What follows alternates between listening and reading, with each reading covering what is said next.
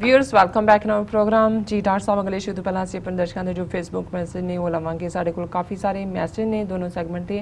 ਅਸੀਂ ਸਭ ਦਾ ਬਹੁਤ-ਬਹੁਤ ਸ਼ੁਕਰੀਆ ਅਦਾ ਕਰਦੇ ਹਾਂ। ਸਾਡੇ ਕੋਲ ਪਹਿਲਾ ਮੈਸੇਜ ਹੈ ਐਸ ਸੁਰਿੰਦਰ ਜੀ ਦਾ, ਲਿਖਦੇ ਨੇ ਡਾਕਟਰ ਸਾਹਿਬ ਅਤੇ ਨੀਲਮ ਕੌਰ ਨੂੰ ਪਿਆਰ ਭਰੀ ਸਤਿ ਸ਼੍ਰੀ ਅਕਾਲ। ਕਹਿੰਦੇ ਨੇ ਕਿ ਸਿਆਸਤ ਵਿੱਚ ਮੁਫਾਦ ਵੇਖਿਆ ਜਾਂਦਾ ਹੈ। ਦੁਨੀਆ ਦੀ ਹਰ ਮੁਲਕ ਦੀ ਪਾਲਿਸੀ ਆਪਣੇ ਨਿੱਜੀ ਮੁਫਾਦ ਵੇਖ ਕੇ ਬਣਾਈ ਜਾਂਦੀ ਹੈ। ਹਰ ਮੁਲਕ ਦੀ ਪਾਲਿਸੀ ਉਸ ਦੇਸ਼ ਦੀ ਪਾਰਲੀਮੈਂਟ ਨਹੀਂ ਬਲਕਿ ਸੂਇਆ ਏਜੰਸੀਆਂ ਬਣਾਉਂਦੀਆਂ ਹਨ।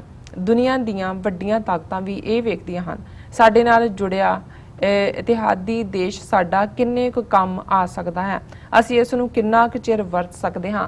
ਅੱਜ ਭਾਰਤ, ਰੂਸ, ਅਮਰੀਕਾ, ਪਾਕਿਸਤਾਨ ਨੇ ਵੀ ਆਪਣੇ ਮੁਫਾਦ ਵੇਖ ਕੇ ਆਪਣੇ ਖੇਮੇ ਬਦਲ ਲਏ ਹਨ। ਬਹੁਤ ਵਾਰ ਖੁਫੀਆ ਏਜੰਸੀਆਂ ਐਸੀਆਂ ਵਾਰਦਾਤਾਂ ਕਰਦੀਆਂ ਹਨ ਜਿਸ ਨੂੰ ਮਨੁੱਖੀ ਅਕਲ ਛੇਤੀ ਫੜ ਨਹੀਂ ਸਕਦੀ। जमाल खशोगी बारे हाले अनुमान लाना औखा है क्योंकि इस नाल की वापरिया। थोड़ा समा लगेगा कि जमाल खशोगी नाल की वापरिया सी।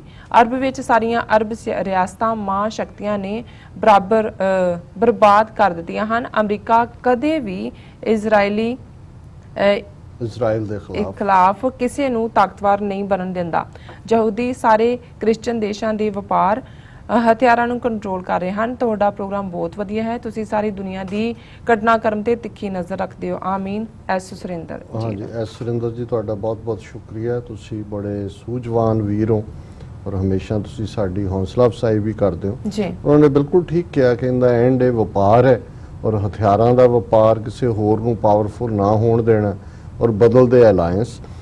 भैन जी मनमंथन कौर लिखते हैं, thank you for talking about Jamal Khashoggi in your program, Dr. Sahab. He was also in a way part of your fraternity being from the news media. बिल्कुल ठीक है, साड़ी मीडिया बरादरी है और this news has been gut wrenching, makes you sick in a pit of your stomach and very very sad. Saudi Arabia, that regressive regime, has definitely eliminated Khashoggi in a most cruel manner. It is also said that Jamal Khashoggi was wearing his Apple Watch which recorded his torture and was synced to a cloud account. Disturbing indeed. अजे बहुत सारियां जड़ियां ने निकलणगियां होर भी गल्लां इस नाल related, पर इस बारे कोई शक नहीं है कि उसकी मंगेतर बाहर खड़ी वेट कर रही है और उन्होंने भी पता सी भी उहदे नाल की जमाल नाल हो सकदा और उन्होंने कह गया कि भाई जदों मेरे नाल मैं ना आवां तो फिर फोन कर देना। पर क्योंकि पहला टर्की ने जदों ये लाइन लई सो ज़ाहिर है भी सऊदी अरेबिया ने उसनूं डिफेंड करने की कोशिश की, अपने एक्शन में कहा कि जो तो चला ही गया सी। अमरीका ने भी जो रिएक्ट किया, इन्होंने पता सी भी उन्होंने एलिमिनेट कर दिता है, पर इन्होंने जिवें वो पैट बुकैनन ने कहा भी फाइनली अपने सो कॉल्ड नैशनल इंटरस्ट के थले हुण इस नूं जिन्हों साडे लहंदे पंजाब वाले कहंदे हुंदे ने मिट्टी पाओ, रोटी खाओ मिट्टी पाओ, भी इनू एंड करो। सरपंच जी तुहाडा बहुत बहुत धन्नवाद। बाकी तुहाडीआं मुबारकां भी सानू मिल गईआं सी, उन्हां दे लई भी बहुत बहुत शुक्रिया जी। और सेगमेंट ते भी साडे कोल काफी सारे मैसेज ने। एस सुरिंदर पिर द्वारा लिखदे ने कि सिख कौम अकाली कांग्रेस तो न्याय दी आस ना रखे। अकाली कांग्रेस केवल केंद्र की ब्राह्मणवादी हुकूमत नूं खुश करके पंजाब अंदर यशियां जबर जुल्म कर रहे हैं। केंद्र सरकार की 1947 तो अज तक इको पॉलिसी है, सिखां नूं कुछ नहीं देना, केवल सानू लारे देने हैं, बेवकूफ बनाना है। अज साडी हालत यही है कि पंजाबी जुबान की दुहाई देने वालियां कलमां गूंगियां हो गई हैं। की भारत के राष्ट्रवाद ने पंजाब दीयां कलमां नूं भी चुप करा दिता है जी। हुण मैं चाहांगी कि तुसीं मेरा ख्याल है कि भी अज दा विचार थोड़ा लंबा है, हालांकि मैं तीसरा टॉपिक भी विचार लई चुनिया सी, लेकिन भैन जी मनमंथन कौर भी आए ना तो मैनूं डर भी लगता है भी उन्होंने कहना भी फिर तुसीं 15 मिनट वाधू लैके ते गल फिर तुसीं अपणियां सियासी गल्लां मारदे हो। सो असीं सिद्धा ही अज ते विचार ते जा रहे हैं, तुहाडे कहण दी लोड़ नहीं है भी हुण अज दा विचार। कोई गल नहीं, नो प्रॉब्लम। अज का बड़ा प्यारा शब्द गुरु नानक साहब का सूही राग दे विच सूही महला पहला दे विच गुरु ग्रंथ साहब के अंग 752 के उत्ते दर्ज है। ज्यों आरण लोहा पाए भन कढ़ाई है, त्यों साकत जोनी पाए भवै भवाई है। बिन बूझे सब दुख दुख कमावण, हौमे आवे जाए भरम भुलावण। रहाओ जिवें रहाओ की पंक्ति ਸ਼ਬਦ ਦਾ ਸਾਰ ਹੁੰਦੀ ਹੈ।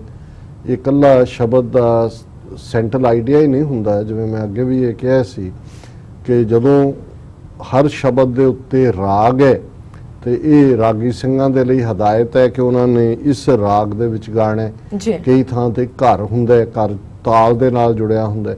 ਔਰ ਰਹਾਉ ਦੀ ਪੰਕਤੀ ਨੂੰ ਸ਼ਬਦ ਦੀ ਸੈਂਟਰ, ਜਿਹਦੇ ਲਈ ਟੈਕਨੀਕਲ ਟਰਮੀਨੋਲੋਜੀ ਸਥਾਈ ਕਹਿੰਦੇ ਨੇ ਕਿ ਸਥਾਈ ਬਣਾ ਕੇ ਗਾਉਣਾ।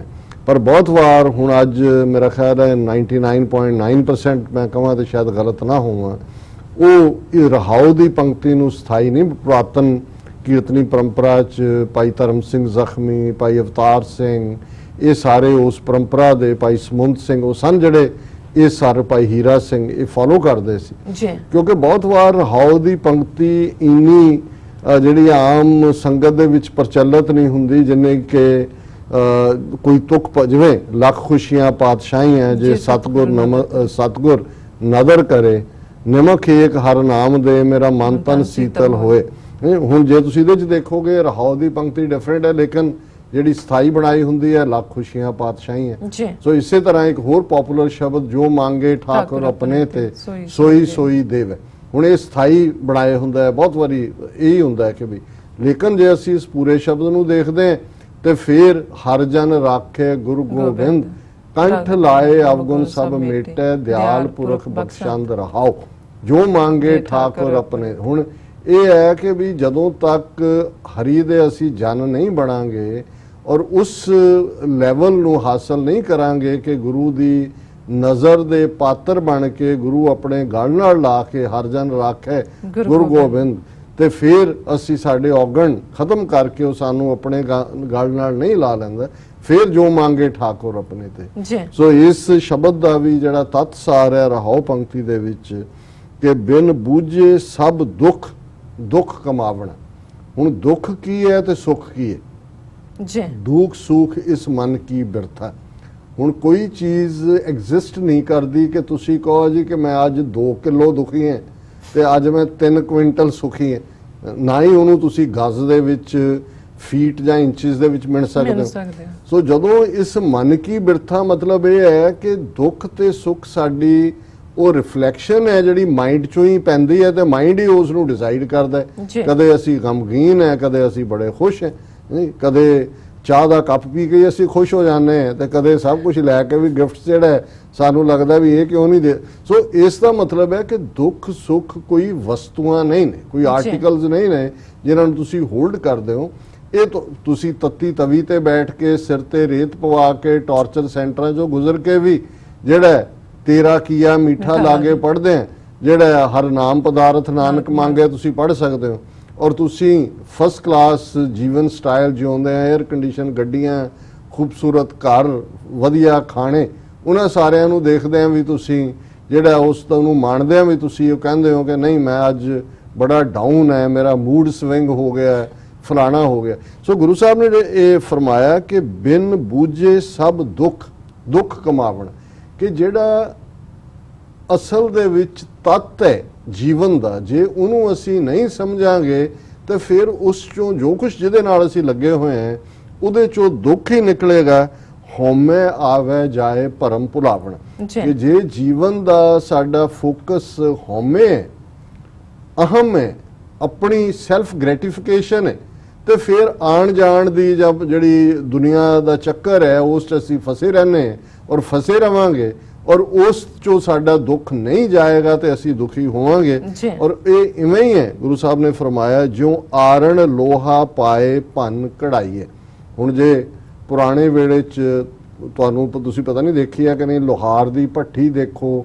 ਹੁਣ ਜਦੋਂ ਲੋਹਾ ਹੁੰਦਾ ਹੈ ਉਸ ਨੂੰ ਉਹਦੀ ਤੁਸੀਂ ਹਲ ਬਣਾਉਣਾ ਹੈ ਕਿ ਤਲਵਾਰ ਬਣਾਉਣੀ ਹੈ ਕਿ ਚਾਕੂ ਬਣਾਉਣਾ ਹੈ ਕਿ ਕੀ ਹੈ, ਉਸ ਨੂੰ ਲੋਹਾ ਕਿੰਨੀ ਬ੍ਰਿਟਲ ਹਾਰਡ ਮੈਟਲ ਹੈ, ਪਰ ਜਦੋਂ ਉਹਨੂੰ ਅੱਗ ਦੇ ਵਿੱਚ ਜਿਹੜੀ ਆਇਰਨ ਹੈ, ਆਇਰਨ ਕਹਿੰਦੇ ਨੇ, ਜਾਂ ਜਿਵੇਂ ਅਸੀਂ ਜਪਜੀ ਸਾਹਿਬ 'ਚ ਪੜ੍ਹਦੇ ਹਾਂ ਕਿ ਜਤ ਪਹਾਰਾ ਧੀਰਜ ਸੁਨਿਆਰ ਆਇਰਨ ਮਤ ਵੇਦ ਹਥਿਆਰ। ਇਹ ਆਇਰਨ ਸੁਨਿਆਰ ਦੇ ਕੋਲ ਵੀ ਹੁੰਦਾ, ਛੋਟਾ ਹੁੰਦਾ ਕਿਉਂਕਿ ਉਹਨੇ ਸੋਨੇ ਨੂੰ ਘੜਨਾ ਹੁੰਦਾ, ਤੇ ਪਹਾਰਾ ਭੱਠੀ ਹੈ ਕਿ ਵੀ ਜਤ ਦੀ ਭੱਠੀ ਔਰ ਆਇਰਨ ਮਤ, ਉਸ ਦੇ ਉੱਤੇ ਆਇਰਨ ਦੇ ਉੱਤੇ ਜਿਹੜੀ ਭੱਠੀ ਹੈ ਮਤ ਨੂੰ ਰੱਖ ਕੇ ਵੇਦ ਹਥਿਆਰ ਜਿਹੜੀ ਲਰਨਿੰਗ ਹੈ ਉਸ ਨੂੰ ਤੁਸੀਂ ਇੱਕ ਉਹ ਥੋੜੀ ਵਾਂਗ ਵਰਤਣਾ ਹੈ, ਉਸ ਹੈਮਰ ਵਾਂਗ ਜਿਹੜਾ ਕਿ ਉਹਨੂੰ ਫਿਰ ਘਟਦਾ। ਸੋ ਗੁਰੂ ਸਾਹਿਬ ਨੇ ਫਰਮਾਇਆ ਕਿ ਜਿਵੇਂ ਲੋਹਾ ਜਿਹੜਾ ਹੈ ਉਹ ਐਰਨ ਦੇ ਵਿੱਚ ਪਾ ਕੇ ਭੱਠੀ 'ਚ ਪਾ ਕੇ ਭੰਨ ਕਢਾਈ ਹੈ, ਘੜਿਆ ਜਾਂਦਾ, ਤਿਉਂ ਸਾਕਤ ਜੋਨੀ ਪਾਏ ਭਵੈ ਭਵਾਈ। ਇਵੇਂ ਹੀ ਸਾਕਤ ਸ਼ਕਤੀਮਤ ਦਾ ਪੁਜਾਰੀ, ਮਾਇਆ ਦਾ ਪੁਜਾਰੀ, ਰੱਬ ਨਾਲੋਂ ਟੁੱਟਿਆ ਹੋਇਆ ਮਨੁੱਖ ਜਿਵੇਂ ਅੱਗ ਦੇ ਵਿੱਚ ਪੈ ਕੇ ਉਹ ਘੜਿਆ ਜਾਂਦਾ, ਲੋਹਾ ਦੁਖੀ ਹੁੰਦਾ, ਇਵੇਂ ਹੀ ਸਾਕਤ ਜਿਹੜਾ ਹੈ ਉਹ ਅੱਡ-ਅੱਡ ਲਾਈਫਸ ਦੇ ਵਿੱਚ ਘੁੰਮਦਾ ਫਿਰਦਾ ਹੈ। ਮਤਲਬ ਇਹ ਹੈ ਵੀ ਉਹਦਾ ਮਾਈਂਡ ਇੱਕ ਥਾਂ ਤੇ ਕਨਸਟੈਂਟ ਹੋ ਕੇ ਉਹ ਸੁੱਖ ਨੂੰ ਨਹੀਂ ਮਾਣਦਾ। ਔਰ ਇਸੇ ਨੂੰ ਹੀ ਉਹਨਾਂ ਨੇ ਗੁਰੂ ਸਾਹਿਬ ਨੇ ਫਰਮਾਇਆ ਬਿਨ ਬੂਝੇ ਸਭ ਦੁੱਖ ਦੁੱਖ ਕਮਾਵਣਾ, ਉਹਦੇ ਚੋਂ ਦੁੱਖ ਹੀ ਨਿਕਲਦਾ। ਤੂੰ ਗੁਰਮੁਖ ਰੱਖਣ ਹਾਰ ਹਰ ਨਾਮ ਧਿਆਈ ਹੈ, ਮੇਲੇ ਤੁਝੇ ਰਜਾਏ ਸ਼ਬਦ ਕਮਾਈ ਹੈ। ਕਿ ਹੇ ਵਾਹਿਗੁਰੂ ਜਿਹੜੇ ਤੇਰੇ ਰਸਤੇ ਤੇ ਤੁਰੇ ਹੋਏ ਨੇ ਗੁਰਮੁਖ ਨੇ, ਉਹਨਾਂ ਨੂੰ ਤੂੰ ਆਪਣੇ ਕਰੀਬ ਰੱਖਦਾ ਹੈ, ਆਪਣੇ ਨਾਲ ਜੋੜਦਾ ਹੈ। ਉਹ ਰੱਬ ਦੇ ਨਾਂ ਨੂੰ, ਤੇਰੇ ਨਾਂ ਨੂੰ ਧਿਆਉਂਦੇ ਨੇ, ਯਾਦ ਕਰਦੇ ਨੇ।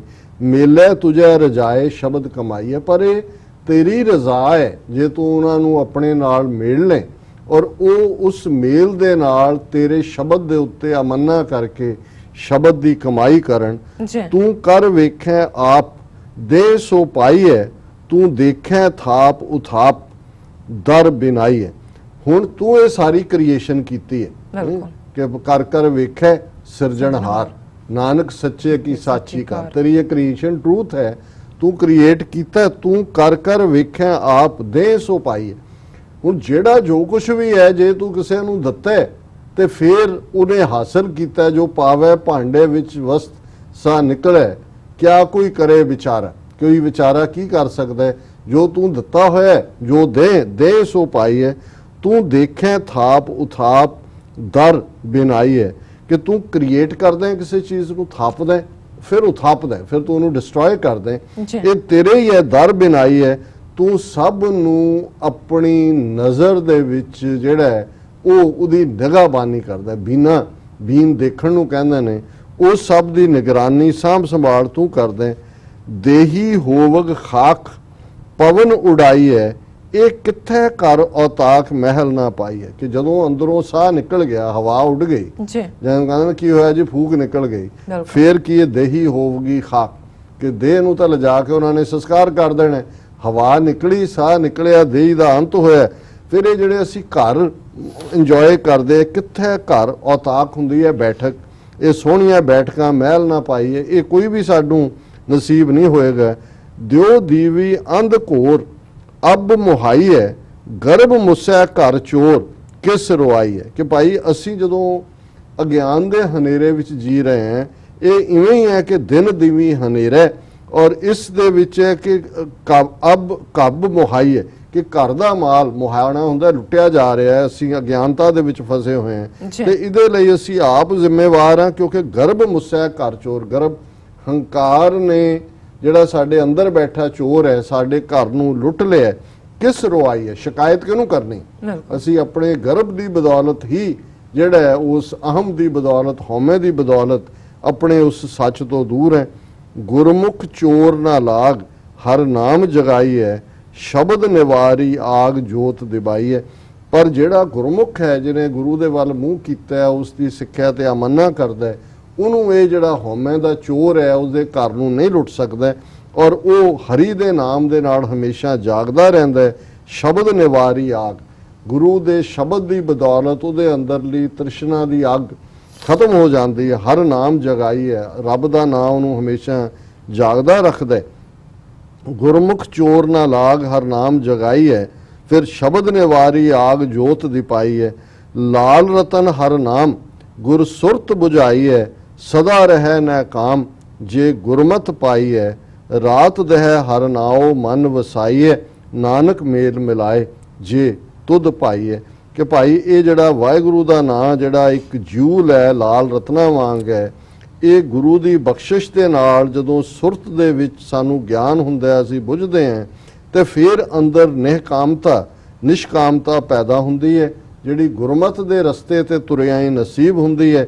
ਤੇ ਫਿਰ ਦਿਨ ਰਾਤ ਉਹ ਵਾਹਿਗੁਰੂ ਦਾ ਨਾਂ ਸਾਡੇ ਮਨ ਅੰਦਰ ਵਸਦਾ ਹੈ ਨਾਨਕ ਮੇਲ ਮਿਲਾਏ ਜੇ ਤੁਧ ਭਾਈ ਹੈ ਜੀ ਤੇ ਜੇ ਤੈਨੂੰ ਕਬੂਲ ਹੁੰਦਾ ਇਹ ਵਾਹਿਗੁਰੂ ਤੇ ਫਿਰ ਤੇਰੇ ਨਾਲ ਮੇਲ ਹੁੰਦਾ ਹੈ। ਸੋ ਇਹ ਅੱਜ ਦਾ ਵਿਚਾਰ ਜੀ। ਡਾਕਟਰ ਸਾਹਿਬ ਤੁਹਾਡਾ ਬਹੁਤ ਬਹੁਤ ਸ਼ੁਕਰੀਆ, ਤੁਸੀਂ ਅੱਜ ਦੇ ਐਮੀ ਸ਼ੂ ਤੇ ਅੱਜ ਦਾ ਵਿਚਾਰ ਸਾਡੇ ਦਰਸ਼ਕਾਂ ਨਾਲ ਸਾਂਝਾ ਕੀਤਾ। ਇਸ ਨਾਲ ਆਪਣੇ ਵਿਊਅਰਸ ਕੋਲ ਨੇ ਇਜਾਜ਼ਤ। ਵਿਊਅਰਸ ਤੁਹਾਡਾ ਬਹੁਤ ਬਹੁਤ ਸ਼ੁਕਰੀਆ, ਤੁਸੀਂ ਆਪਣੇ ਕੀਮਤੀ ਸਮੇਂ ਵਿੱਚ ਸਮਾਂ ਕੱਢ ਕੇ ਸਾਨੂੰ ਆਪਣੇ ਰਾਏ ਤੇ ਸੁਝਾਅ ਭੇਜੇ ਨੇ। ਤਾਂ ਭੇਜਦੇ ਰਹਿਣਾ ਸਾਡੇ ਇਸ ਪਤੇ ਤੇ SOS@tv4.tv ਤੇ ਅਸੀਂ ਆਪਣਾ ਪ੍ਰੋਗਰਾਮ ਲੈ ਕੇ ਫਿਰ ਦੁਬਾਰਾ ਹਾਜ਼ਰ ਹੋਵਾਂਗੇ। ਤਦ ਤੱਕ ਲਈ ਮੈਨੂੰ ਉੱਤੇ ਆਪਣਾ ਚੈਨਲ ਕਹਿ ਦਿਓ, ਦੇਖਦੇ ਰਹੋ TV84 ਬੁਲਾ ਦਿਓ। ਫਤਿਹ। ਵਾਹਿਗੁਰੂ ਜੀ ਕਾ ਖਾਲਸਾ, ਵਾਹਿਗੁਰੂ ਜੀ ਕੀ ਫਤਿਹ।